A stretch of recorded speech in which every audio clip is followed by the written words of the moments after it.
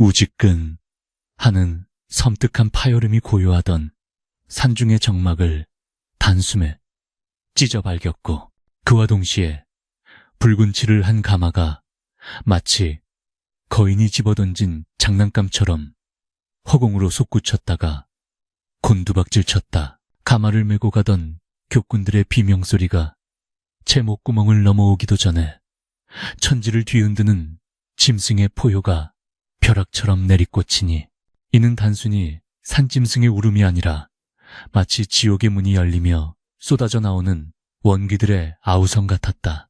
사방으로 튀는 나무 파편과 함께 흙먼지가 자욱하게 일어 시야를 가렸고, 비릿한 피냄새와 역한 짐승의 누린내가 순식간에 코끝을 찔러왔다. 가마 안에서 쪽진머리가 흐트러진 채 이리저리 뒹굴던 연화는 공포에 질려 비명조차 지르지 못한 채 품속에 숨겨두었던 은장도를 꽉 쥐었는데, 그 손은 사시나무 떨듯 걷잡을 수 없이 떨리고 있었다.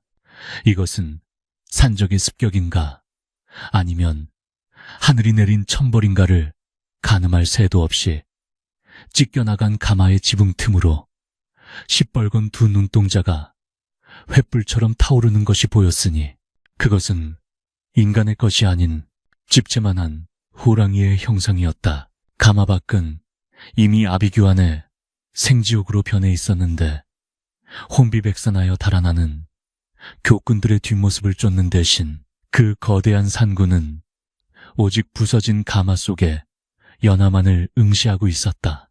호랑이의 거친 숨결이 뿜어져 나올 때마다 숲의 나무들이 휘청거릴 정도로 바람이 일었고, 그 압도적인 위압감에 연화는 전신의 피가 얼어붙는 듯한 한기를 느꼈다. 그녀는 차라리 짐승의 밥이 되는 것이 기생으로 팔려가 더러운 사내들의 놀이개가 되는 것보다는 낫겠다고 생각하며 떨리는 손으로 은장도의 날을 자신의 목을 향해 겨누었다. 어차피 죽으러 가는 길, 이곳에서 깨끗이 생을 마감하는 것이 낫다.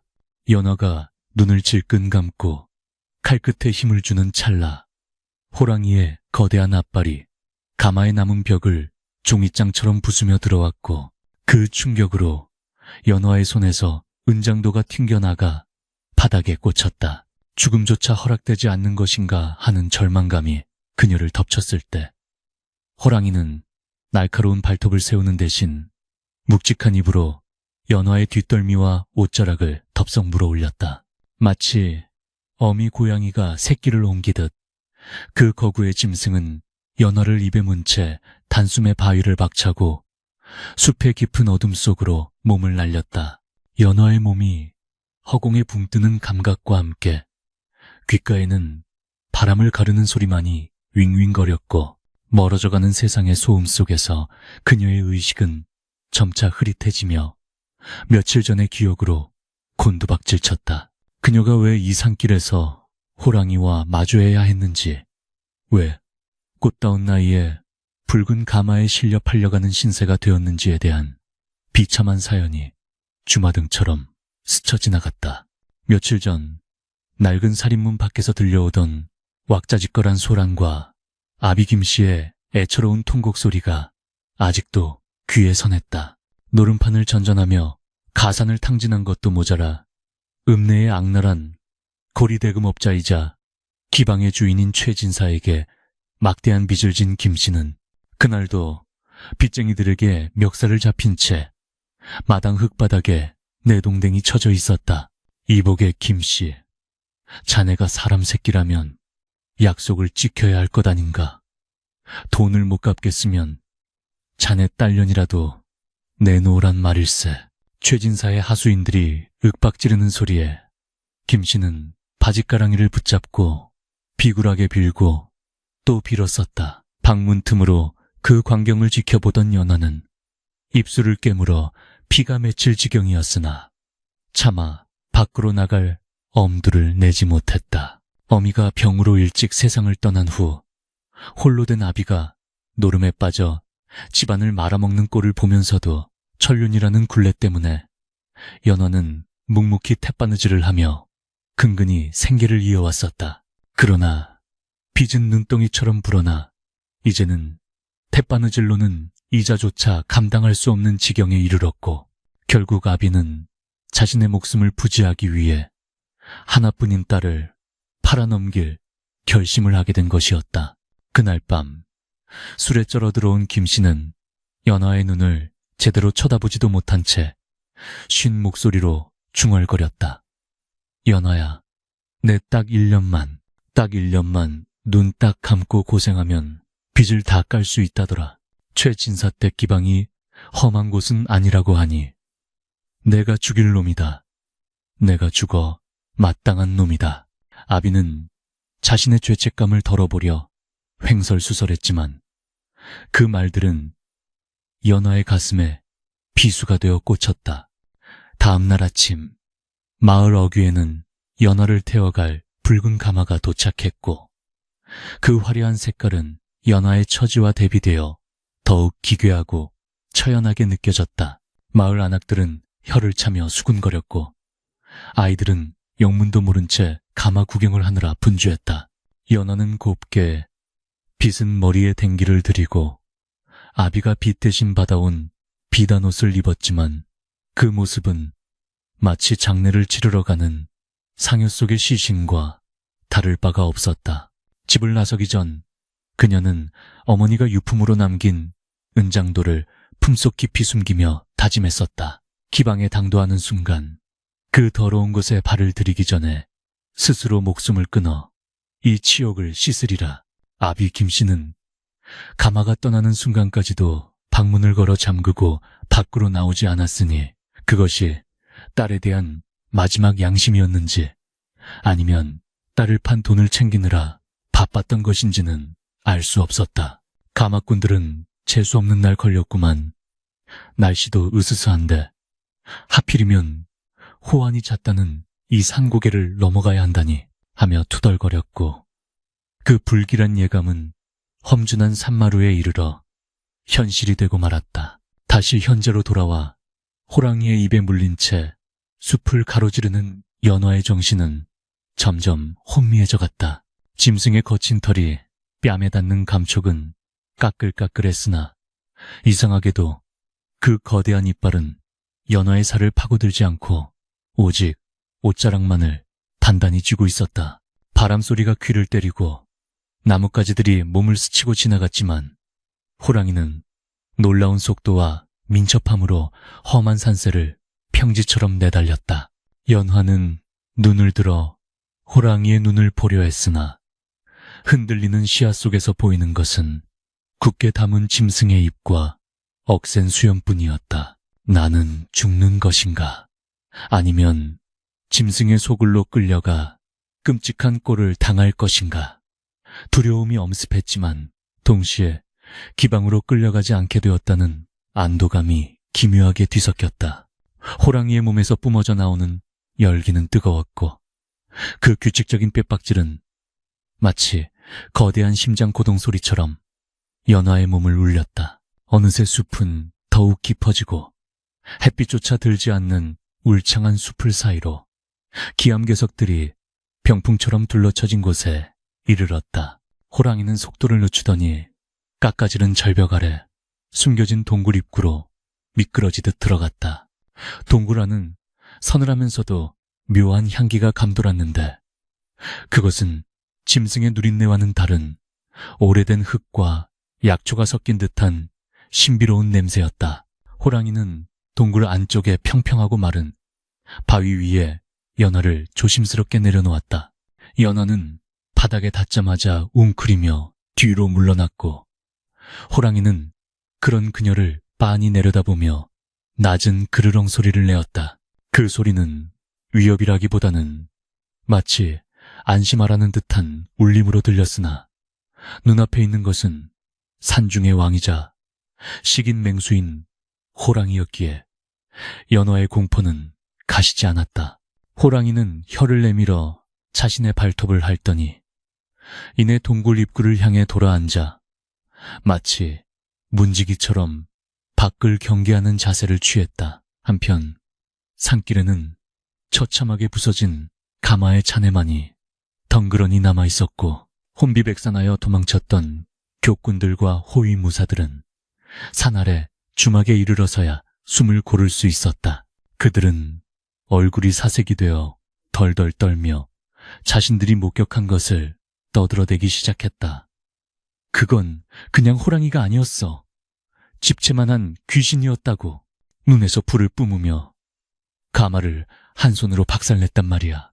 그들의 이야기는 순식간에 사리부터 전설처럼 퍼져나갔고 소식은 곧장 최진사의 귀에도 들어갔다. 기방 안채에서 기생들의 시중을 받으며 느긋하게 술을 마시던 최진사는 헐레벌떡 뛰어들어온 하인의 보고를 듣고 들고 있던 술잔을 바닥에 내던졌다. 뭐라고? 호랑이가 가마를 습격해? 그래서 그 계집은, 내 돈 주고 산 계집은 어찌 되었느냐? 하인은 바닥에 머리를 도시며 호랑이가 물고 사라졌다고 합니다요. 아마 뼈도 못 추렸을 것입니다. 라고 고해 바쳤다. 최진사의 얼굴이 불그락불그락해지며 목에 핏대가 섰다. 그에게 연화는 단순한 여인이 아니라 김씨에게 빌려준 돈을 회수할 유일한 담보이자 앞으로 기방의 수입을 책임질 상품이었다. 게다가 그 산에 사는 호랑이라면 가죽값만 해도 천냥을 호가할 것이 분명했다. 이 멍청한 놈들, 호랑이가 물어갔다고 해서 다 죽은 줄 아느냐? 당장 포수들을 모아라. 내 그 계집을 찾아오지 못하면 내 놈들의 목을 칠 것이다. 그리고 그 호랑이 가죽도 내 놈이 반드시 벗겨 깔고 앉을 테다. 최진사의 탐욕스러운 눈빛이 번들거렸고 그의 호통에 기방은 발칵 뒤집혔다. 단순히 잃어버린 돈을 찾겠다는 욕심을 넘어 감히 자신의 물건을 건드린 짐승에 대한 오만함이 그를 움직이고 있었다. 그는 즉시 인근에서 제일 간다는 포수들과 왈패들을 불러 모으기 시작했다. 동굴 속의 연화는 시간이 얼마나 흘렀는지 가늠할 수 없었다. 긴장이 풀리자 극심한 피로와 허기가 몰려왔지만 동굴 입구를 지키고 있는 호랑이의 거대한 등판을 보며 꼼짝도 할 수 없었다. 그때 호랑이가 갑자기 자리에서 일어나 동굴 안쪽 깊은 곳으로 어슬렁거리며 사라졌다가 잠시 후 무언가를 입에 물고 돌아왔다. 연화는 또다시 긴장하며 몸을 떨었지만 호랑이가 그녀 앞에 툭 던져놓은 것은 피 묻은 짐승의 고기가 아니라 흙이 묻은 굵직한 산삼한 뿌리와 잘 익은 머루다래였다. 연화는 자신의 눈을 의심하며 호랑이를 쳐다보았고 호랑이는 무심한 듯 코를 킁킁거리더니 다시 입구 쪽으로 돌아가 자리를 잡았다. 짐승이 사람에게 먹을 것을 주다니. 그것도 연화는 이 상황이 꿈인지 생시인지 분간할 수 없었으나 호랑이의 금빛 눈동자 속에 서린 기이한 슬픔과 깊은 지혜를 얼핏 본 듯한 느낌을 받았다. 산 아래 마을에서는 연화의 아비 김씨가 딸이 호랑이에게 물려갔다는 소식을 듣고 넋이 나간 사람처럼 주저앉아 있었다. 아이고, 연화야, 이 못난 애비를 용서해라. 내가 너를 사지로 몰아넣었구나. 그는 땅을 치며 통곡했지만 마을 사람들은 그를 동정하기는커녕 손가락질하며 비웃었다. 제 딸 팔아먹은 놈이 이제 와서 무슨 낯짝으로 우는가. 천벌을 받은 게지. 사람들의 비난에도 김씨의 가슴속에는 뒤늦은 후회와 딸에 대한 그리움이 사무쳤으나 이미 엎질러진 물이었다. 그러나 최진사가 포수들을 이끌고 산을 뒤지러 간다는 소식이 들려오자 김씨의 눈에 묘한 광기가 서리기 시작했다. 딸이 죽었는지 살았는지 확인이라도 해야겠다는 일념. 아니, 어쩌면 딸의 시신이라도 거두어야겠다는 마지막 부정이 그를 일으켜 세웠다. 그는 비틀거리는 걸음으로 낫 하나를 허리춤에 차고 최진사의 토벌대 뒤를 밟기 위해 어둠이 깔린 산길로 향했다. 산은 이제 인간의 탐욕과 짐승의 분노, 그리고 한 여인의 운명이 뒤엉킨 거대한 소용돌이 속으로 빠져들고 있었다. 최진사의 고래등 같은 기와집 마당은 한밤중임에도 불구하고 대낮처럼 환하게 밝혀진 횃불과 사람들의 거친 고함으로 들끓고 있었다. 마당 한가운데에는 멧돼지 가죽으로 만든 튼튼한 사냥복을 입고 등에는 조총을 맨 포수 10여 명이 살기 등등한 표정으로 도열해 있었다. 그들 앞에는 비단 두루마기를 걸쳤으나 분노로 인해 안색이 붉게 상기된 최진사가 뒷짐을 진 채 서성거리고 있었는데 그의 입에서는 연신 육두문자가 튀어나왔다. 이놈들아, 뭘 꾸물거리고 있는 게냐? 내 금쪽 같은 돈덩어리가 산군인지 뭔지 아는 짐승 뱃속으로 들어갈 판인데 술 타령이나 하고 있을 때가 아니란 말이다. 최진사의 호통에 포수들의 우두머리 격인 강포수가 텁텁한 막걸리 사발을 비우며 입가를 소매로 쓱 닦았다. 그의 얼굴에는 산전수전 다 겪은 사내 특유의 비릿한 여유와 탐욕이 섞여 있었다. 진사 어르신, 진정하시지요. 상대는 그냥 호랑이가 아니라 이 산의 주인이라 불리는 놈입니다. 섣불리 덤벼들었다가는 우리 목숨도 장담 못합니다. 준비를 단단히 해야 가죽이라도 온전히 벗겨올 것 아닙니까? 강포수의 말에 최진사는 눈을 부라리며 콧김을 내뿜었다. 목숨, 내 돈이 곧 너희들 목숨줄인 줄 모르느냐? 그 계집을 찾아내고 그놈의 가죽을 벗겨오면 내 평생 먹고 살 재물을 내려줄 것이다. 허나 빈손으로 돌아온다면 내 놈들이 진 빈문서를 관아에 넘겨 모조리 노비로 만들어버릴 테다. 돈과 신분이라는 가장 확실한 미끼와 채찍 앞에 포수들의 눈빛이 달라졌다. 두려움은 탐욕의 자리를 내어주었고 그들은 서둘러 화약통을 점검하고 창날을 갈았다. 마을 사람들은 담장 너머로 이 살벌한 광경을 훔쳐보며 혀를 찼으나 감히 최진사의 심기를 건드릴까 두려워 숨죽이고 있었다. 그 소란스러운 와중에 대문 기둥 뒤 그림자 속에 몸을 숨기고 바들바들 떨고 있는 사내가 있었으니 바로 연화의 아비 김씨였다. 그는 딸을 잃은 슬픔보다 최진사가 내뱉은 빈문서라는 말에 오금이 저려 제대로 서 있을 수조차 없었다. 아이고, 연화야, 네가 살아있어야 하는데 네가 죽으면 그 빚은 다 내 몫이 아니냐. 김씨는 입술을 달달 떨며 중얼거렸다. 자식 걱정인지 제 목숨 걱정인지 모를 비열한 독백이 그의 입에서 흘러나왔다.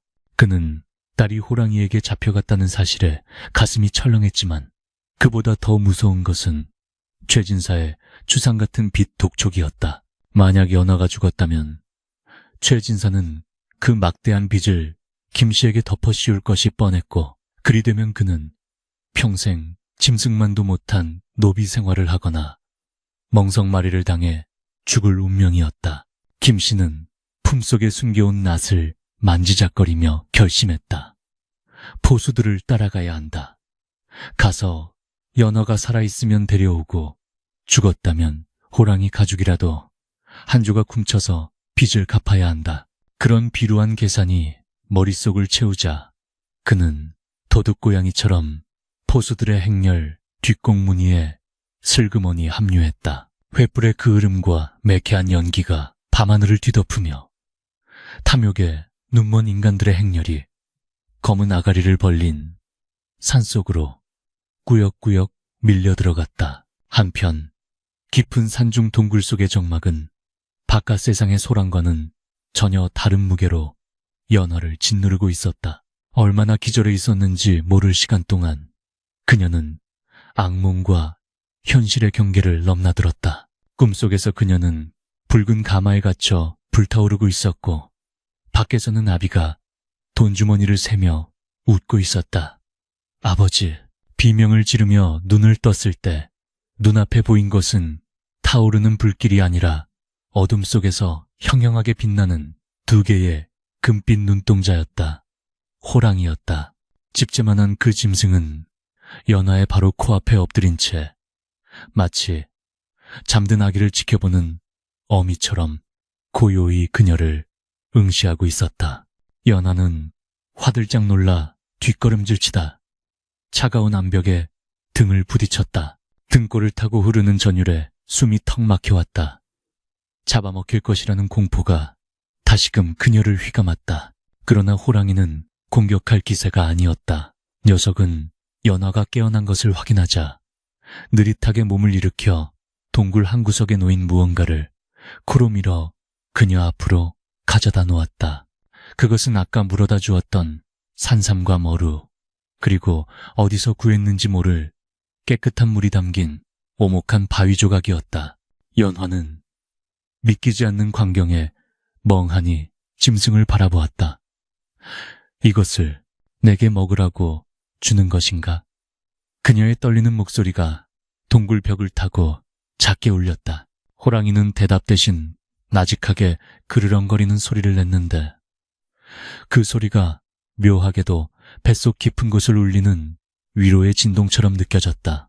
며칠을 굶은 데다 극심한 공포에 시달린 연화의 배에서 꼬르륵 소리가 났다. 체면이고 두려움이고 따질 계제가 아니었다. 그녀는 떨리는 손으로 머루를 집어 입에 넣었다. 달콤하고 시큼한 과즙이 메마른 목구멍을 타고 흐르자 긴장이 탁 풀리며 왈칵 눈물이 쏟아졌다. 연화가 허겁지겁 과실을 먹고 산삼을 씹어 삼키는 동안 호랑이는 다시 제자리로 돌아가 앞발에 턱을 괴고 엎드렸다. 그 모습이 어찌나 점잖고 위험이 넘치는지 연화는 잠시 그가 식인 맹수라는 사실을 잊을 뻔했다. 허기가 가시자 이성이 돌아왔고 그녀는 조심스럽게 호랑이를 관찰하기 시작했다. 윤기가 흐르는 황갈색 털에는 검은 줄무늬가 선명했고 근육질의 몸체는 바위처럼 단단해 보였다. 그런데 자세히 보니 호랑이의 오른쪽 앞다리 부근에 오래된 흉터 같은 것이 보였다. 마치 창이나 덫에 걸렸던 듯한 깊은 상처 자국이었다. 연화의 시선이 그곳에 머물자 호랑이는 귀신같이 알아채고는 슬그머니 그 다리를 감추듯 몸을 틀었다. 짐승에게도 감추고 싶은 아픔이 있는 것일까? 연화는 기이한 연민을 느꼈다. 자신을 팔아넘긴 아비와 기생으로 부리려던 최진사는 인간의 탈을 쓰고도 짐승만도 못한 짓을 했건만 정작 사람을 잡아먹는다는 이 맹수는 목숨을 구해주고 먹이까지 챙겨주고 있었다. 어찌하여 나를 살려준 것이니 차라리 죽게 내버려 두지. 연화가 혼잣말처럼 중얼거렸다. 기방으로 끌려가 겪었을 치욕을 생각하면 살아남은 것이 다행이다가도 앞으로 펼쳐질 막막한 운명과 아비에 대한 원망이 뒤섞여 가슴이 미어졌다. 그때 호랑이가 벌떡 일어나 동굴 입구 쪽으로 다가갔다. 밖을 향해 코를 킁킁거리며 냄새를 맡던 녀석의 털이 곤두섰고 목구멍 깊은 곳에서 으르렁거리는 경계음이 흘러나왔다. 연화는 본능적으로 위험이 다가오고 있음을 직감했다. 횃불의 냄새, 그리고 쇠붙이가 부딪히는 소리가 바람을 타고 희미하게 전해져 왔다. 최진사에 추격되었다. 그들은 벌써 산 중턱까지 올라와 포위망을 좁혀오고 있었던 것이다. 연화의 안색이 창백해졌다. 그들이 나를 잡으러 온 것인가? 그녀는 호랑이의 등 뒤로 몸을 숨기며 옷자락을 움켜쥐었다. 이제 그녀가 위지할 곳은 역설적이게도 이 무시무시한 맹수뿐이었다. 산 중턱, 강포수와 일행은 거친 숨을 몰아쉬며 잠시 행군을 멈췄다. 이보게 여기 좀 보라고. 발자국 크기가 예사롭지 않아 한 포수가 횃불을 아래로 비추며 소리쳤다. 눈 녹은 진흙 바닥에 찍힌 호랑이의 발자국은 어른 머리통보다도 컸고 발톱이 파고든 깊이가 섬뜩할 정도였다. 강포수는 침을 캄뱉으며 조총의 심지에 불을 붙였다. 놈이 가까이 있다. 다들 정신 똑바로 차려. 이 산은 놈의 앞마당이나 다름없어 어디서 튀어나올지 모른다. 숲은 칠흑 같은 어둠에 잠겨 있었고 횃불이 비추는 범위 밖에서는 정체 모를 짐승들의 울음소리와 바람소리가 기괴하게 섞여 들려왔다. 최진사는 가마를 타고 오지 못한 것을 후회하며 비단 신발이 진흙투성이가 된 것에 짜증을 내고 있었다. 어이, 강포수! 발자국만 쳐다보지 말고 빨리 움직여! 내 계집이 저놈 뱃속에서 소화되기 전에 배를 갈라야 할 것 아닌가. 그의 재촉의 포수들은 다시 무거운 발걸음을 옮겼지만 그들의 등 뒤에는 식은땀이 흐르고 있었다. 산의 공기가 바뀌고 있었다. 단순히 밤이 깊어서가 아니라 산 전체가 불청객들을 거부하며 분노를 머금은 듯한 싸늘한 기운이 감돌았다. 행렬의 맨 뒤에서 쫓아가던 김씨는 덤불에 옷이 찢기고 얼굴이 긁혀 몰골이 말이 아니었다. 그는 숨이 턱끝까지 차올랐지만 멈출 수가 없었다. 앞서가는 횃불들이 사라지면 이 깜깜한 산속에 홀로 남겨질 것이라는 공포가 그를 채찍질했다. 연화야, 제발 살아만 있어 다오.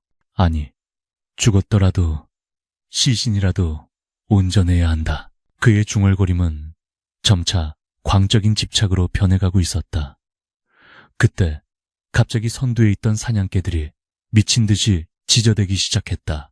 컹컹 짖던 개들은 꼬리를 말아 다리 사이로 감추고는 뒷걸음질 치며 낑낑거렸다. 맹수 사냥에 이골이 난 사냥개들이 이토록 겁을 먹는다는 것은 그들이 상대할 존재가 범상치 않음을 의미했다. 찾았다. 놈의 냄새다. 강포수가 낮게 외쳤다.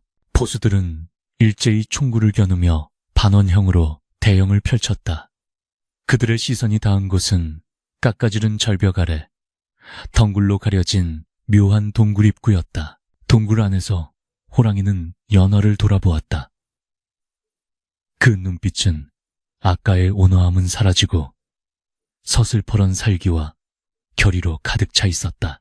마치 여기에 꼼짝 말고 있으라고 말하는 듯 호랑이는 연화의 발치에 앞발을 쿵 찍어 신호를 보낸 뒤 천천히, 아주 천천히 동굴 입구를 향해 걸어 나갔다. 그 뒷모습은 거대하고 웅장했으며 등 근육이 움직일 때마다 뿜어져 나오는 기세는 산을 짊어진 듯 육중했다.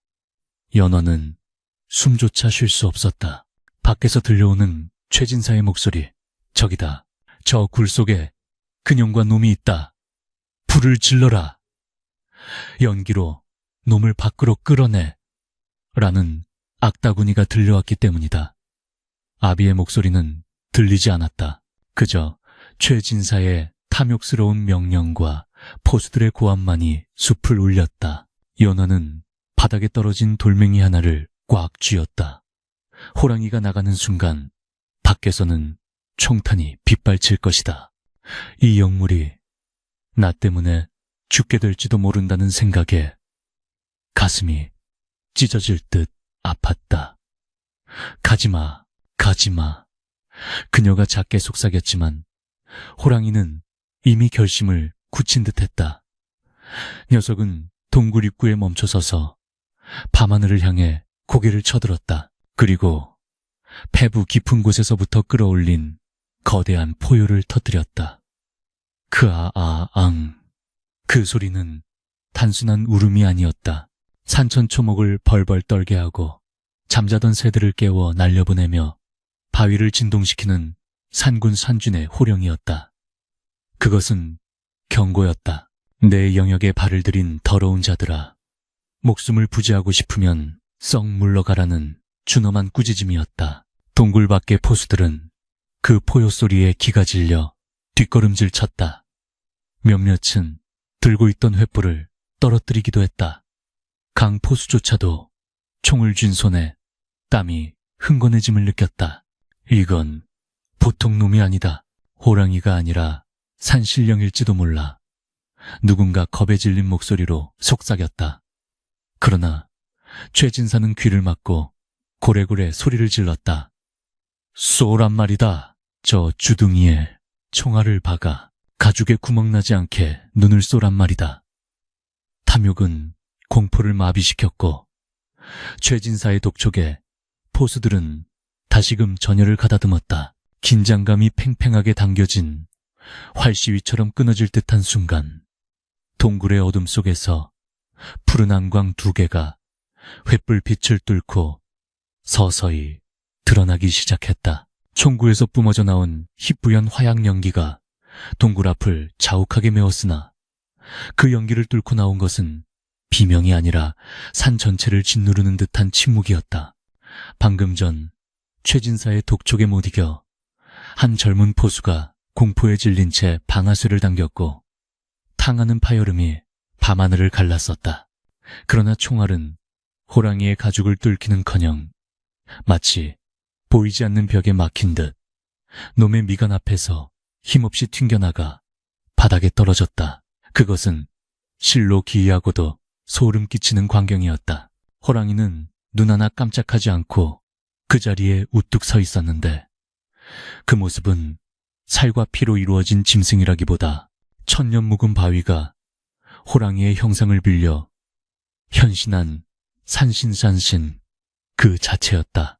놈의 금빛 눈동자는 총을 쏜 포수를 향해 고정되어 있었는데 그 시선만으로도 포수는 이미 사지가 찢겨나가는 듯한 고통과 공포를 느끼며 거품을 물고 뒤로 나자빠졌다. 요물이다. 총알이 박히지 않아. 이건 짐승이 아니야. 포수들 사이에서 비명 섞인 동요가 일어났고 대열은 순식간에 흐트러지기 시작했다. 동굴 안쪽 어둠 속에 몸을 숨기고 이 모든 광경을 지켜보던 연화는 숨을 죽인 채 자신의 눈을 의심했다. 분명 총소리가 났고 불꽃이 튀었건만 자신을 지켜주는 이 거대한 상군산준 털끝 하나 다치지 않았다. 그 순간 연화의 뇌리에 어릴 적 할머니가 들려주던 옛 이야기가 스쳐 지나갔다. 이 산에는 천년을 산 호랑이가 있는데 놈은 짐승이 아니라 산의 주인이다. 악한 마음을 품은 자의 화살은 놈을 뚫지 못하고 오직 의로운 마음만이 놈과 통할 수 있다. 설마 그 전설 속의 상군이 바로 내 눈앞에 있는 이 존재란 말인가? 연화는 호랑이의 거대한 등판을 바라보며 기이한 경외감을 느꼈다. 놈은 단순히 자신을 먹이로 잡아온 것이 아니었다. 놈은 알고 있었다. 저 밖의 인간들이 자신보다 더 사악하고 탐욕스러운 맹수들이라는 것을. 그리고 지금 놈은 그 더러운 욕망으로부터 연화라는 한 떨기 꽃을, 아니 인간으로서의 존엄을 지키기 위해 홀로 맞서고 있는 것이었다. 짐승의 탈을 쓴 것은 호랑이가 아니라 저 밖에서 돈과 가죽을 탐하며 고함을 지르는 인간들이었다. 최진사는 포수가 쓰러지자 잠시 주춤했으나 이내 돈에 대한 집착이 공포를 집어삼켰다. 그는 쓰러진 포수를 발로 걷어차며 악을 썼다. 이 한심한 놈들아, 총알이 빗나간 개지 무슨 요물 타령이냐. 한꺼번에 쏴라. 벌집을 만들어 놓으란 말이다. 그의 목소리는 갈라지고 떨렸지만 그 안에 담긴 도끼는 뱀의 그것보다 더 차가웠다. 강포수는 마른 침을 삼키며 최진사를 흘겨보았다. 산전수전 다 겪은 그의 눈에 비친 호랑이는 분명 예사놈이 아니었다. 강포수는 기억의 저편에 묻어두었던 3년 전의 그날을 떠올렸다. 그래, 3년 전 늦가을이었다. 최진사는 호피가 유행한다는 소문을 듣고 산란기를 맞아 예민해진 호랑이들을 잡으러 가자고 포수들을 꼬드겼었다. 그때 그들은 금기시되던 검은 골짜기 깊숙한 곳까지 들어갔고 그곳에서 갓 낳은 새끼 호랑이 2마리를 발견했었다. 강포수가 말릴 새도 없이 최진사는 잔인하게 웃으며 새끼들을 창으로 찔러 죽였다. 이깟 핏덩이들. 가죽이 더 비싼 법이지. 아주 보들보들하지 않으냐? 어미 호랑이가 사냥을 나간 사이 벌어진 참극이었다.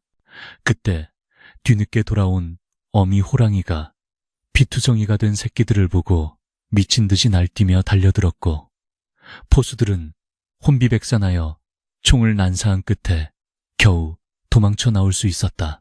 그때 어미 호랑이의 다리에 총상을 입혔던 기억이 선명했다.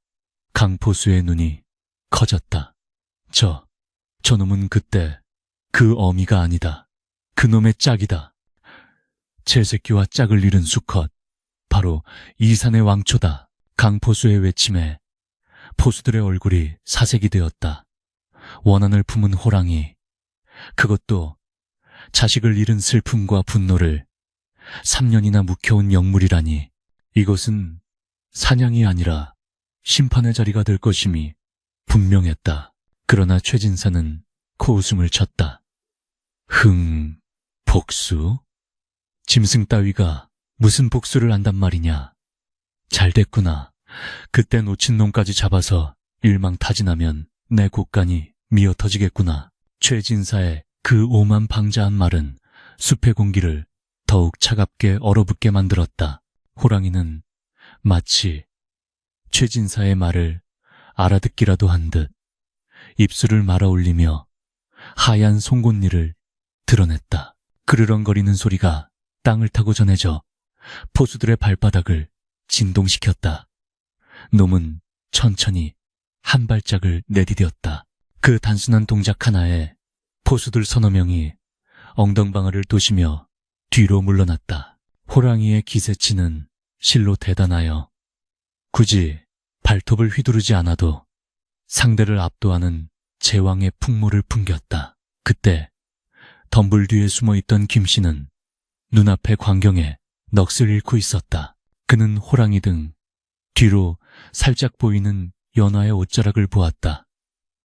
제 딸은 살아있었다. 맹수의 소굴에서도 멀쩡히 살아있는데 정작 아비인 자신은 딸을 사지로 내몰고 이제는 그 딸을 구하기는커녕 빚을 탕감받을 생각이나 하고 있었다. 김씨의 가슴 속에서 무언가 울컥 치밀어 올랐다. 그것은 부끄러움이었다. 평생을 비겁하게 살아온 자신에 대한 혐오감이었다. 저 짐승은, 저 산구는 제 목숨을 걸고 내 딸을 지키고 서 있는데 나는 여기서 무엇을 하고 있는가? 김씨는 떨리는 손으로 허리춤의 낫을 꽉 움켜쥐었다. 하지만 그의 다리는 여전히 후들거렸고 최진사의 서슬퍼런 위세 앞에 감히 나설 용기가 나지 않았다. 그는 눈물을 흘리며 바닥을 긁었다. 못난 놈, 천하의 못난 놈. 자신의 무력함에 치를 떨며 흐느끼는 김씨의 귓가에 강포수의 다급한 외침이 들려왔다. 진사 어르신, 물러서야 합니다. 놈의 눈을 보십시오. 저건 죽기로 작정한 눈입니다. 우리가 다 죽습니다. 하지만 탐욕이라는 악령에 씌인 최진사는 이미 이성을 상실한 상태였다. 그는 직접 화승총을 빼앗아 들고 호랑이를 겨누었다. 비켜라! 내 이놈의 가죽을 벗겨서 깔고 앉으리라!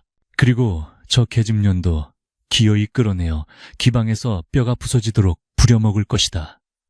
최진사가 방아쇠에 손가락을 거는 순간 호랑이가 고개를 번쩍 들며 포효했다. 이번 울음소리는 아까와 달랐다.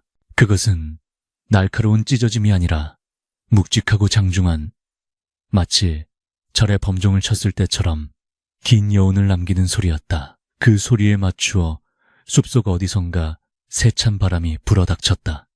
회오리 바람이 낙엽과 흙먼지를 말아올리며 최진사와 포수들을 덮쳤고 횃불들이 일제히 꺼지거나 나뒹굴며 사방은 순식간에 아수라장이 되었다. 으악! 눈이 안 보여! 바람이다. 도깨비 바람이다.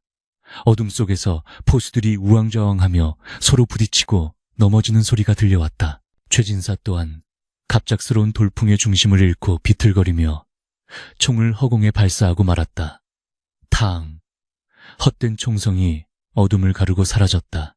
연하는 동굴 안에서 이 기이한 현상을 목격하며 전율했다. 호랑이가 바람을 부른 것이다. 산의 주인이 바람을 부려 악인들의 눈을 가린 것이다. 그녀는 더 이상 두려워하지 않았다. 그녀는 자리에서 일어나 호랑이의 뒷모습을 향해 천천히 다가갔다. 호랑이의 꼬리가 부드럽게 흔들리며 연하의 다리를 스쳤다.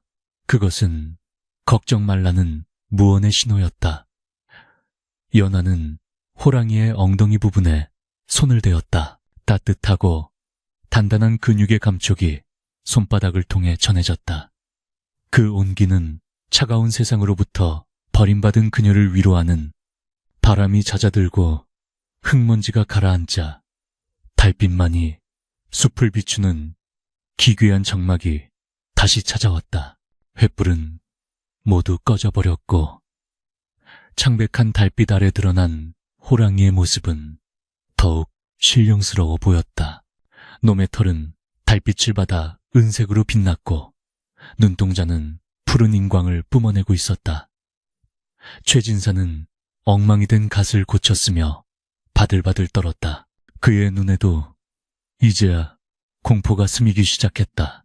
돈과 욕망으로 가려졌던 눈꺼풀이 벗겨지자 눈앞에 있는 존재가 감히 인간이 범접할 수 없는 영물임이 보이기 시작한 것이다.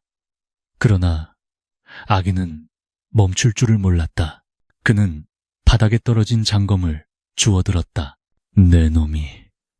내 놈이 감히 사람을 능멸하느냐. 나는 최진사다. 관아의 사또도 내 앞에서는 굽신거리는 최진사란 말이다. 그는 허공에 칼을 휘두르며 발악했다. 그것은 최후의 발악이자 자신의 나약함을 감추기 위한 처절한 몸부림이었다. 호랑이는 그런 최진사를 하찮다는 듯이 내려다보았다. 놈은 알고 있었다. 저 인간의 마음속에는 이미 썩어 문드러진 냄새가 진동하고 있음을. 3년 전 자신의 새끼들을 무참히 도륙하고 가죽을 벗겨갔던 그 냄새를 놈은 단 한순간도 잊은 적이 없었다. 이제야말로 업보를 청산할 때였다. 호랑이는 천천히 앞발을 들어 땅을 긁었다. 득득하는 소리가 소름 끼치게 울려 퍼졌다. 강포수와 다른 포수들은 이미 총을 버리고 뒷걸음질 치고 있었다. 도망쳐. 이건 사냥이 아니야. 심판이야. 누군가의 중얼거림을 신호탄으로 포수 하나가 등을 돌려 도망치기 시작했다. 으악! 살려줘! 한 명이 도망치자 본물 터지듯 다른 포수들도 무기를 내던지고 산 아래로 내달리기 시작했다.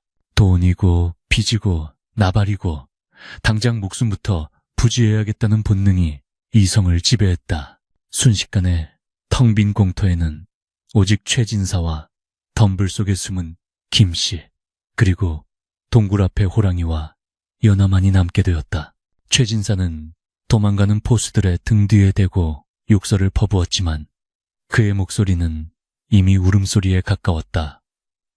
이 비겁한 놈들, 거기 서라. 내 돈을 받고 도망을 가. 홀로 남겨진 최진사는 이제 호랑이와 독대해야만 했다. 호랑이는 천천히, 아주 천천히 동굴 계단을 내려왔다.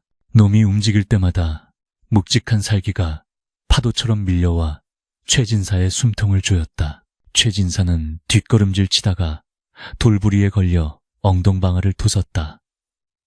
그 추한 꼴을 보며 호랑이는 낮은 소리로 으르렁거렸다. 그때 덤불 속에 숨어있던 김씨가 낫을 들고 튀어나왔다. 그는 호랑이를 향해서가 아니라 주저앉은 최진사를 가로막고 섰다. 아니, 정확히는 최진사를 보호하려는 것이 아니라 호랑이에게 읍수하기 위해 뛰어나온 것이었다. 김씨는 낫을 바닥에 던지고 무릎을 꿇었다. 상군님, 제발 제 딸아이만은 살려주십시오. 이 못난 애비가 죽을 죄를 지었습니다. 김씨는 바닥에 머리를 묻히며 통곡했다. 저놈은, 저 최진사 놈은 악귀입니다. 하지만 제 딸 연아는 아무 죄가 없습니다. 차라리 저를 씹어두시고 제 딸은 돌려보내 주십시오. 아비의 절규가 산골짜기에 메아리 쳤다. 그 모습을 본 연화의 눈에서 눈물이 주르륵 흘러내렸다. 비록 자신을 팔아넘긴 아비였지만 죽음 앞에서 딸을 위해 목숨을 내놓는 그 모습에 천륜의 끈이 다시금 이어지는 듯했다. 호랑이는 잠시 걸음을 멈추고 김씨를 내려다보았다. 놈의 눈빛이 기이하게 일렁였다. 뉘우치는 자와 뉘우치지 않는 자, 산군은 그 차이를 명확히 알고 있었다. 호랑이의 시선이 김씨에게서 다시 최진사에게로 옮겨갔다. 최진사는 그 틈을 타기어서 도망치려 했다. 살려주게 김씨, 내 빚을 다 없애줌세. 아니, 내 전 재산의 절반을 줄 테니 저놈을 좀 막아보게. 끝까지 돈으로 목숨을 구걸하는 최진사의 추악함에 김씨조차 고개를 돌려버렸다. 호랑이는 더 이상 지체하지 않았다. 놈은 뒷다리에 힘을 주며 도약할 준비를 마쳤다. 그 거대한 몸뚱이가 용수철처럼 튀어나갈 듯이 움찔거렸다. 연화는 숨을 들이켰다. 이제 모든 것이 끝날 것이다. 탐욕의 업보가, 그리고 길고 길었던 밤의 공포가 종지부를 찍을 순간이 다가왔다. 호랑이의 포효가 다시 한번 터져나왔고 그 소리는 하늘에 다 먹구름을 가르고 달빛을 더욱 환하게 불러들였다. 크앙, 심판의 시간이 도래했음을 알리는 산군의 마지막 경고가 숲을 뒤흔들었다. 달빛조차 숨을 죽인 듯한 칠흑 같은 어둠 속에서 오직 호랑이의 안광만이 두 개의 푸른 횃불처럼 타오르며 최진사를 터잡매고 있었다.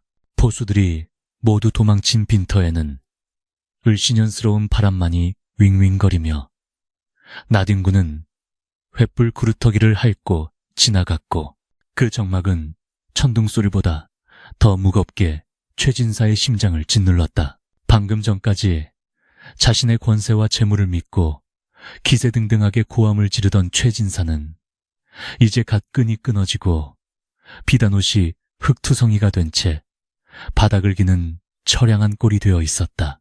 그는 떨리는 손으로 뒷걸음질 치며 연신 헛바람 들이키는 소리를 내뱉었다. 오지 마라. 내 살은 맛이 없다. 내 곳간에 가면 살진 소와 돼지가 수십 마리다. 그것들을 줄 테니 제발 나를 보내다오. 공포에 질린 그의 입에서는 횡설수설 비굴한 목숨, 구걸이 쏟아져 나왔으나 산군산준 그따위 잡소리는 들리지 않는다는 듯 무거운 발걸음을 한 자국씩 옮길 뿐이었다. 그 발소리는 짐승의 것이라기보다는 마치 저승사자가 다가오는 북소리처럼 쿵, 쿵 하고 땅을 울리며 최진사의 명줄을 조여왔다. 옆에서 무릎을 꿇고 있던 김씨는 감히 고개를 들지도 못한 채 땅에 머리를 쳐박고 있었다. 그는 본능적으로 알 수 있었다. 지금 눈앞에서 벌어지는 일은 단순한 맹수의 사냥이 아니라 하늘이 내리는 심판이라는 것을, 평생을 남의 눈에 피눈물 흘리게 하며 배를 불려온 탐욕스러운 자에 대한 산의 응징이 시작된 것이다.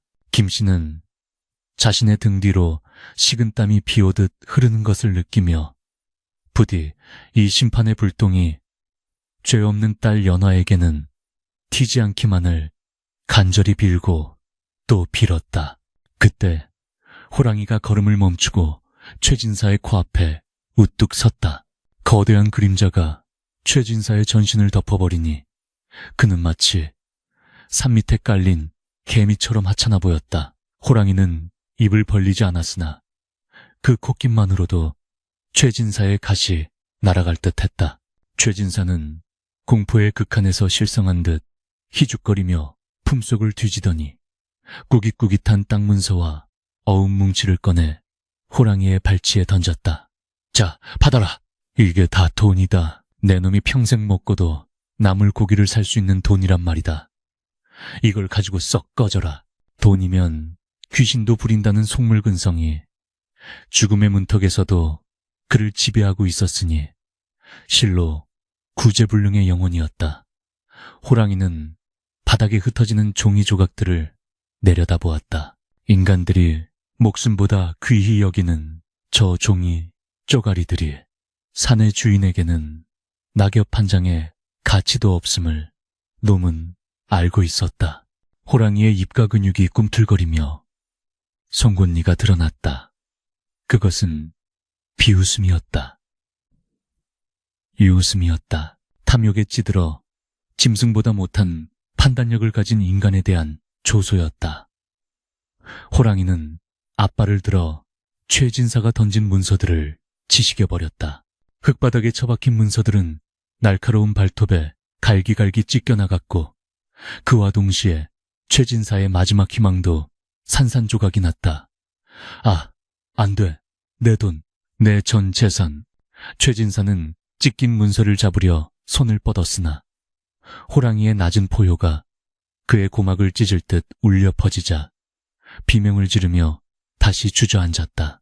이제 호랑이의 눈빛이 변했다. 조소는 사라지고 서슬퍼런 살기사치만이 가득 찼다. 3년 전 자신의 새끼들이 놈의 창에 찔려 피를 토하며 죽어가던 그날의 기억이 호랑이의 뇌리를 스쳤다. 놈은 기억하고 있었다. 저 인간이 내뱉던 잔인한 웃음소리를, 새끼들의 가죽을 벗기며 즐거워하던 그 비릿한 냄새를. 호랑이의 털이 곤두서며 몸집이 2배는 더 커 보였다. 이것은 사적인 원한을 넘어선 자연의 섭리를 거스른 자에 대한 처형이었다. 동굴 입구에서 이 광경을 지켜보던 연화는 숨을 멈추었다. 그녀는 보았다. 호랑이의 등 뒤로 아른거리는 붉은 기운을. 그것은 마치 죽은 새끼 호랑이들의 원혼이 아비의 등에 엎여 함께 심판을 내리려는 듯한 형상이었다. 상구님, 연화의 입에서 탄식 같은 속삭임이 흘러나왔다. 크르르르. 호랑이가 목을 낮추며 공격 자세를 취했다. 최진사는 이제 다리에 힘이 풀려 도망칠 수도 없었다. 그는 바지가 축축하게 젖어 들어가는 것을 느끼며 눈앞에 짐승이 아닌 저승의 문을 보았다. 잘못했소. 살려주시오. 그의 마지막 비명이 터져나오는 순간 호랑이의 거구가 허공을 갈랐다. 번개 같은 움직임이었다. 인간의 눈으로는 쫓을 수 없는 속도로 호랑이는 최진사의 가슴팍을 덮쳤고 놈의 거대한 앞발이 최진사의 어깨를 강타했다. 우두둑하는 끔찍한 뼈 부러지는 소리가 숲의 정적을 깼다. 최진사는 비명조차 제대로 지르지 못한 채 인형처럼 나뒹굴었다. 그러나 호랑이는 멈추지 않았다. 놈은 쓰러진 최진사의 위로 올라타 놈의 멱살을 무는 대신 그 탐욕스러운 눈을 똑바로 내려다보았다. 최진사의 눈동자에 호랑이의 벌려진 아가리가 가득 찼다. 그 아가리는 지옥의 입구였다. 호랑이는 단 한 번의 깨물기로 최진사의 숨통을 끊어놓았다. 불필요한 고통을 주며 즐기는 잔인함 따위는 없었다. 그저 죄를 지은 자를 세상에서 지워버리는 단호하고 깔끔한 처단이었다. 최진사의 몸이 몇 번 경련하더니 이내 축 늘어졌다. 산을 호령하던 악인의 최후치고는 너무나 허무하고 비참한 끝이었다. 피 냄새가 확 풍겼으나 역겹다기보다는 오히려 묵은 체증이 내려가는 듯한 시원함이 감돌았다. 호랑이는 죽은 최진사의 시신에서 천천히 발을 떼고 물러났다. 놈의 입가에는 붉은 피가 묻어 있었지만 그 모습은 흉측하기보다 장엄했다. 숲의 나무들이 바람에 흔들리며 쏴 하고 소리를 냈는데 마치 산 전체가 악인의 죽음을 확인하고 안도의 한숨을 내쉬는 듯했다. 모든 것이 끝났다. 숲은 다시 고요해졌다. 호랑이는 피 묻은 입을 앞발로 쓱 닦아내고는 여전히 바닥에 엎드려 벌벌 떨고 있는 김씨에게로 시선을 돌렸다. 김씨는 최진사가 죽는 소리를 듣고 혼절하기 직전이었다. 자신의 차례가 왔다고 생각한 그는 눈을 질끈 감고 죽음을 기다렸다. 연화야, 부디 너만은 살아서. 그의 입술이 파랗게 질려 달달 떨렸다. 호랑이는 김씨에게 천천히 다가갔다. 쿵쿵. 발소리가 가까워질수록 김씨의 심장은 쪼그라들었다. 호랑이의 거친 숨결이 김씨의 정수리에 닿았다. 뜨거운 김이 목덜미를 적시자 김씨는 히익하며 숨을 삼켰다. 호랑이는 김씨의 냄새를 맡았다. 찌든 술 냄새와 땀 냄새, 그리고 깊은 회한과 슬픔의 냄새가 섞여 있었다. 호랑이는 알았다. 이 인간은 악독해서가 아니라 못나고 어리석어서 죄를 지은 것임을. 그리고 지금 뼈저리게 후회하며 제 목숨을 내놓고 딸을 구하려 했음을. 산구는 무의미한 살생을 즐기는 요괴가 아니었다.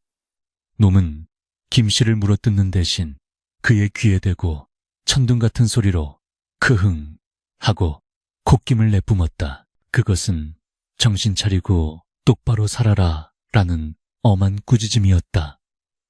그 소리에 김씨는 화들짝 놀라 엉덩방아를 뜨시며 뒤로 넘어졌다.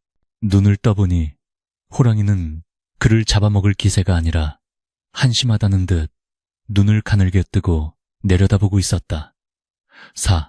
상구님? 김씨가 얼떨떨한 표정으로 중얼거렸다. 그때 동굴 입구에서 연화가 비틀거리는 걸음으로 달려나왔다. 아버지, 그녀의 목소리가 숲을 갈랐다. 연화는 호랑이를 두려워하지 않고 곧장 달려와 김씨를 부둥켜 안았다. 아버지, 괜찮으세요? 다치신 데는 없으세요? 딸의 따뜻한 체온이 느껴지자 김씨는 그제야 참았던 울음을 터뜨렸다. 연화야, 내 새끼야. 아비가 죽일 놈이다. 내가 미쳐서 너를. 김씨는 딸을 끌어안고 어린아이처럼 엉엉 울었다. 연화 역시 아비의 등을 쓸어내리며 하염없이 눈물을 흘렸다. 아닙니다, 아버지. 이렇게 와주셨잖아요. 저를 구하러 와주셨잖아요. 부녀의 통곡 소리가 비비린내 나는 숲을 적셨다. 그 모습을 지켜보던 호랑이는 슬며시 고개를 돌려 밤하늘을 올려다보았다. 달이 구름 뒤에서 나와 환하게 숲을 비추고 있었다. 한참을 그렇게 울던 두 사람은 호랑이의 인기척에 정신을 차렸다. 호랑이는 어느새 동굴 쪽으로 돌아가 앉아 마치 갈 길을 재촉하듯 꼬리로 바닥을 탁탁 치고 있었다. 연화는 눈물을 닦고 자리에서 일어나 호랑이에게 다가갔다. 김씨가 연화야, 위험하다 하며 말리려 했으나 연화는 고개를 저었다. 그녀는 호랑이의 코앞까지 다가가 무릎을 꿇고 큰 절을 올렸다. 상구님, 미천한 저희 부녀를 살려주시고 원한을 갚아주셔서 감사합니다. 이 은혜 죽어서도 잊지 않겠습니다. 연화의 목소리는 떨렸지만 진심이 가득 담겨 있었다. 호랑이는 연화의 절을 받는 듯 잠시 가만히 있더니 이내 몸을 일으켜 동굴 옆에 좁은 산길을 향해 걸어갔다. 그러고는 멈춰서서 뒤를 돌아보았다. 따라오라는 신호였다. 아버지, 가요. 상구님께서 길을 안내해 주시려나 봐요. 연화가 김씨의 손을 잡아 일으켰다. 김씨는 여전히 다리가 후들거렸지만 딸의 손을 꼭 잡고 호랑이의 뒤를 따랐다. 최진사의 시신은 차가운 산바람 속에 버려진 채로 까마귀들의 밥이 될 운명이었다. 호랑이는 험한 산길을 익숙하게 헤쳐나가며 부녀를 이끌었다. 가시덤불이 나오면 몸으로 눌러 길을 터주었고 가파른 바위가 나오면 먼저 올라가 기다려주었다. 그 세심한 배려에 김씨는 다시 한번 감복하며 자신의 지난 날을 뉘우쳤다. 짐승도 이토록 자비가 있거늘 나는 사람 탈을 쓰고 어찌 그리 모질게 살았던가. 산길을 내려가는 동안 동쪽 하늘이 서서히 붉게 물들기 시작했다. 긴 밤이 지나고 여명이 밝아오고 있었다. 어둠 속에 숨죽이고 있던 산새들이 하나둘 지저귀기 시작했고 아침 안개가 피어오르며 산허리를 감쌌다. 호랑이의 황갈색 털이 아침 햇살을 받아 황금빛으로 빛났다.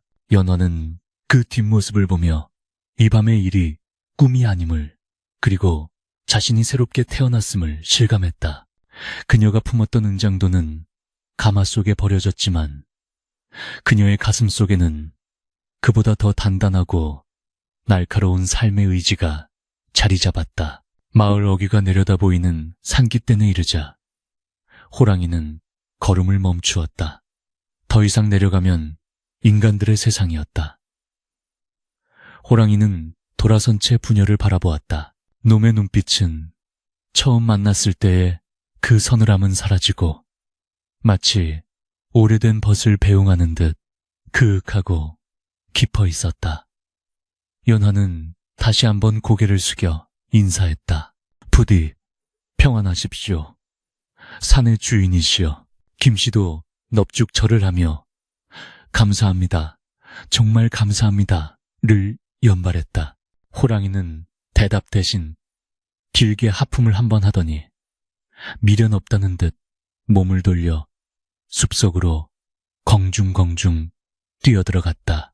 순식간에 사라지는 그 뒷모습은 바람처럼 자유로워 보였다. 부녀는 호랑이가 사라진 숲을 향해 한참이나 서 있었다. 산 아래 마을에서는 닭 울음소리가 들려왔고 집집마다 아침밥 짓는 연기가 피어오르고 있었다. 평범하고도 소중한 일상이 그들을 기다리고 있었다. 김씨는 연화의 손을 더 꽉 잡았다. 연화야, 가자. 집으로 가자. 이제 다시는 너를 놓지 않으마.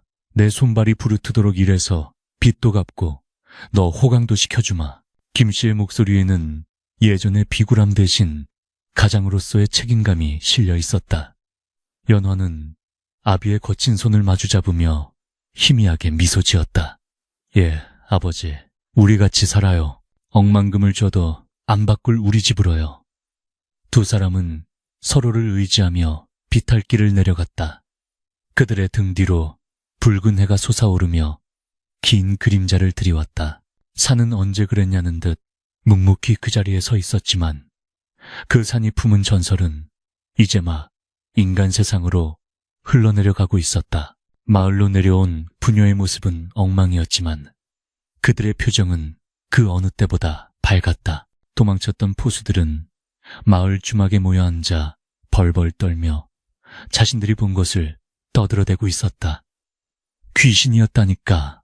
호랑이가 아니라 산신령이 노에서 벼락을 내린 거야. 그들의 허풍 섞인 무용담 속에서 최진사의 죽음은 천벌로 포장되었고 아무도 그의 시신을 수습하러 가려 하지 않았다. 김씨와 연화는 그 소란을 뒤로하고 조용히 자신들의 낡은 살인문을 열고 들어갔다. 마당은 어제 그대로였지만 그곳에 들어서는 두 사람의 마음가짐은 천지개벽한 듯 달라져 있었다. 한편 다시 깊은 산속으로 돌아온 호랑이는 자신이 기거하던 동굴이 아닌 더 높은 곳, 구름이 걸린 바위산 꼭대기에 올라앉았다. 놈은 아래 세상을 내려다보며 3년 전 잃은 새끼들과 짝을 생각했다. 이제야 그들의 넋을 위로할 수 있게 되었다. 호랑이는 하늘을 향해 고개를 들고 나직하게 울었다. 그것은 포효가 아닌 진홍곡이었다.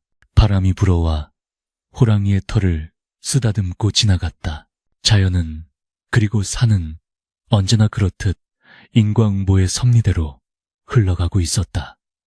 이제 남은 것은 상처 입은 자들이 서로를 보듬으며 살아가는 일뿐이었다.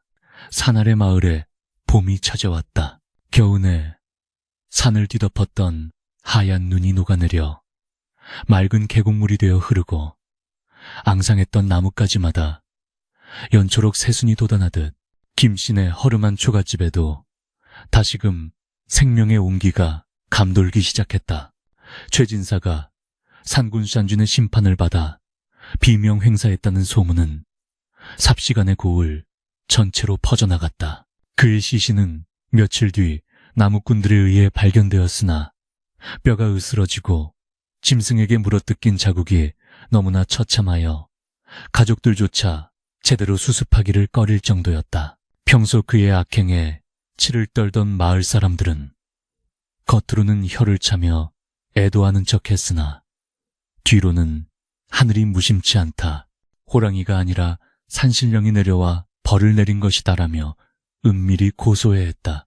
악인의 죽음은 마을에 드리워져 있던 검은 그림자를 걷어내었고 억울하게 빚에 시달리던 수많은 소작농들은 비로소 안도의 한숨을 내쉴 수 있게 되었다. 최진사의 집안은 가장을 잃은 뒤 재산 싸움으로 지리멸렬 흩어졌고 그 기세등등하던 위세는 봄눈 녹듯 사라져버렸다. 그 소용돌이 속에서 가장 큰 변화를 맞이한 것은 단연 연환의 집이었다.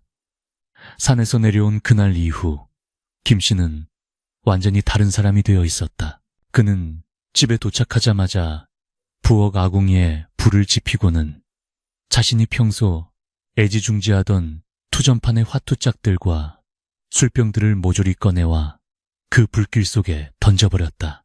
타닥타닥 타오르는 불꽃을 바라보며 김씨는 제 손바닥을 돌로 찍어 피를 낼 듯한 기세로 맹세했다. 내 다시는 노름패를 잡지 않으리라. 다시 술 한 방울이라도 입에 대면 내가 사람이 아니라 개다. 그 맹세는 헛된 말이 아니었다. 다음 날부터 김씨는 동이 트기도 전에 일어나 밭으로 나갔다. 남의 집 품팔이부터 시작해 똥장군을 지는 험한 일까지 마다하지 않았다.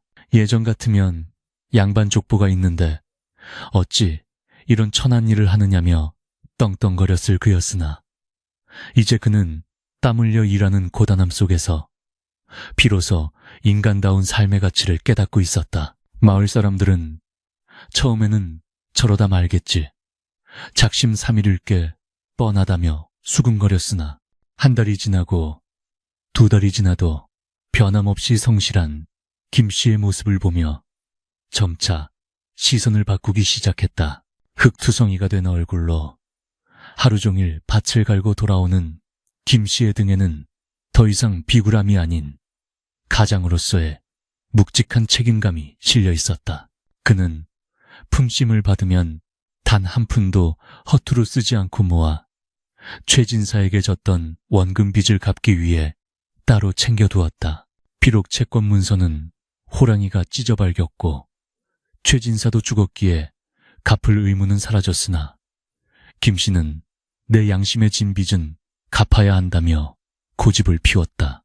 그 돈은 결국 마을의 가난한 이웃들을 돕거나 절에 시주하여 산군에게 감사를 표하는 데 쓰였으니 이는 그의 진정한 참회이자 개과천선 가이고첸샨이었다. 연화 또한 그날의 사건 이후로 내면이 깊고 단단해졌다. 기방에 팔려갈 뻔했던 가련한 처녀는 이제 없었다. 그녀는 호랑이가 물어다 주었던 산삼과 머루를 떠올리며 산이 주는 생명력에 눈을 떴다. 연화는 틈날 때마다 산 입구에 가서 약초를 캐기 시작했다. 신기하게도 예전에는 구별하지 못했던 약초들이 눈에 쏙쏙 들어왔고 험한 산길을 타도 숨이 차지 않았다. 마치 산군이 보이지 않는 곳에서 그녀의 발길을 인도하고 지혜를 불어넣어주는 듯했다. 그녀가 캐온 약초들은 효험이 좋기로 소문이 나서 마을에 병든 노인이나 아이들이 연화를 찾아오기 시작했다. 연화는 정성껏 약을 다리고 아픈 곳을 어루만져 주었는데 그녀의 손길은 따뜻하고 다정하여 약보다 더한 치유의 힘을 발휘했다. 사람들은 그녀를 산골 약손, 작은 의원이라 부르며 칭송했다. 어느 늦가을 저녁, 김씨와 연화는 추수를 마친 마당 평상에 마주 앉아 밥상을 대했다. 김이 모락모락 나는 하얀 쌀밥과 구수한 된장찌개, 그리고 연화가 산에서 캐온 나물 반찬이 전부였지만 그 밥상은 임금님의 수라상 부럽지 않은 꿀맛이었다. 김씨가 숟가락을 뜯어 말고 그윽하게 딸을 바라보았다. 연화야, 이 못난 애비가 이제야 밥값을 하는구나. 내가 끓여준 찌개 맛이 예전보다 훨씬 좋구나. 그의 눈가에는 깊은 주름이 잡혀 있었지만 그 눈빛만은 맑고 평온했다. 연화는 미소 지으며 아비의 밥그릇에 나물을 얹어주었다. 아버지께서 땀 흘려 거두신 쌀이라 그렇습니다. 이제 우리는 남부럽지 않은 부자입니다. 마음이 부자니까요. 두 부녀의 웃음소리가 담장을 넘어 가을밤 하늘로 퍼져나갔다. 그 행복은 거저 얻어진 것이 아니라 죽음의 문턱을 넘어 회개와 성실로 일구어낸 것이기에 더욱 값지고 단단했다. 한편 그들이 겪었던 일은 어느새 마을의 전설이 되어 있었다. 사랑방에 모인 노인들은 곰방대를 두드리며 그날 밤에 이야기를 꽃피웠다. 글쎄, 그 호랑이가 집채만한데 눈에서 파란불이 뚝뚝 떨어지더란 말이지. 최진사놈이 총을 쏘라고 악을 썼는데 총알이 호랑이 앞에서 툭툭 떨어졌다지 뭔가. 이야기는 입에서 입으로 전해지며 살이 붙고 과장되었지만 그 핵심에 담긴 교훈만은 명확했다. 욕심을 부리면 천벌을 받고 착하게 살면 짐승도 돕는다. 사냥꾼들은 더 이상 그 산에 함부로 들어가지 않았다. 특히 김씨 부녀가 만났던 그 골짜기는 상궁골이라 불리며 신성시되었고 사람들은 산 입구에 작은 돌탑을 쌓아오가며 합장을 했다. 산은 공포의 대상이 아니라 마을을 지켜주고 악을 응징하는 수호신의 거처로 격상된 것이다. 세월은 유수와 같이 흘러 10년, 20년이 지났다. 김씨는 늙어 허리가 굽었지만 죽는 날까지 자식들에게 짐이 되지 않으려 소일거리를 놓지 않았다. 그는 임종을 맞이하던 날 연화의 손을 잡고 편안한 미소를 지으며 유언을 남겼다. 연화야, 나는 이제 간다. 두려울 게 없구나. 저승에 가서 네 어미를 만나면 네가 얼마나 훌륭하게 컸는지, 그리고 그날 밤 상구님이 우리를 어떻게 살려주셨는지 다 이야기해주마. 김씨는 그렇게 평온하게 눈을 감았다. 한때 노름꾼으로 마을의 손가락질을 받던 그는 말년에 가장 성실하고 존경받는 노인으로 생을 마감했다. 그의 장례식에는 마을 사람들 모두가 찾아와 진심으로 애도했으니 이 또한 호랑이가 준 기회를 헛되이 쓰지 않은 결과였다. 홀로 남은 연화는 백발이 성성한 할머니가 되어서도 여전히 그 집을 지켰다. 그녀는 평생 혼인을 하지 않고 약초를 캐며 병자를 돌보는 삶을 살았다. 마을 아이들은 연화 할머니의 옛날 이야기를 듣기 위해 밤마다 그녀의 집으로 몰려들었다. 연화는 아이들에게 호랑이 이야기를 들려줄 때마다 눈빛이 소녀처럼 반짝였다. 얘들아, 짐승이라고 다 흉폭한 것이 아니란다. 때로는 사람의 탈을 쓴 자가 더 무섭고 털북숭이 짐승이 사람보다 더 의리가 깊은 법이란다. 너희들도 살면서 힘든 일이 닥치거나 유혹에 흔들릴 때면 항상 산을 보며 부끄럽지 않게 살겠다고 다짐하거라. 아이들은 할머니의 이야기를 들으며 눈을 동그랗게 떴고 그 이야기 속에 담긴 인애의 씨앗은 아이들의 마음밭에 깊이 심어졌다. 어느 눈 내리는 겨울밤, 연화는 잠을 자다 기이한 꿈을 꾸었다. 꿈속에서 그녀는 다시 젊은 시절의 모습으로 돌아가 그 산속 동굴 앞에 서 있었다. 그리고 그곳에는 30년 전 그 모습 그대로 위험 넘치는 상군이 그녀를 기다리고 있었다. 호랑이의 털은 눈처럼 하얗게 변해 있었으나 아마도 신선이 되었으리라. 그 따뜻한 금빛 눈동자는 여전했다. 호랑이는 연화에게 다가와 머리를 한번 쓰다듬어 주더니 그녀의 등에 태우고 하늘로 날아올랐다. 꿈에서 깬 연화는 몸이 깃털처럼 가벼워짐을 느꼈다. 그녀는 직감했다. 이제 떠날 때가 되었음을. 연화는 자리에서 일어나 정갈하게 옷을 갈아입고 방문을 열어 눈 내리는 산을 바라보았다. 하얀 눈발 사이로 저 멀리 산등성이에서 거대한 호랑이의 형상이 어른거리는 듯했다. 상군님, 데리러 오셨군요. 연화는 금마루에 앉아 산을 향해 마지막 합장을 올렸다. 입가에는 더할 나위 없이 평온한 미소가 걸려 있었다. 다음 날 아침, 마을 사람들이 연화의 집을 찾았을 때 그녀는 만마루에 앉은 채로 고요히 숨을 거두어 있었다. 마치 깊은 잠에 든 듯 편안한 얼굴이었다. 사람들은 그녀가 산신령이 된 호랑이를 따라 신선이 되어 떠났다고 믿었다. 마을 사람들은 연화를 아비 김씨의 묘소 옆 양지 바른 곳에 묻어주었고 산군골 입구에는 그녀를 기리는 작은 비석 하나를 세웠다. 그 후로도 오랫동안 비가 오거나 바람이 부는 날이면 산속에서 호랑이의 우렁찬 포효 소리가 들려온다고 했다. 하지만 마을 사람들은 그 소리를 두려워하지 않았다. 그것은 산군이 여전히 이 마을을 지켜보고 있으며 악한 마음을 먹은 자들을 꾸짖고 착한 이들을 보호하고 있다는 든든한 신호였기 때문이다. 김씨와 연화 그리고 최진사의 이야기는 단순한 옛날 이야기가 아니라 인간이 지켜야 할 도리와 자연에 대한 경외심을 일깨워주는 살아있는 전설로 남아 대대손손 전해졌다. 탐욕은 한순간의 파멸을 부르지만 진심 어린 참회와 선한 마음은 짐승조차 감동시켜 운명을 바꾼다는 사실을 저 묵묵히 서 있는 산은 알고 있다. 오늘도 산바람은 그날의 이야기를 싣고 마을 어귀를 맴돌며 바쁘게 살아가는 우리네 옷자락을 잡고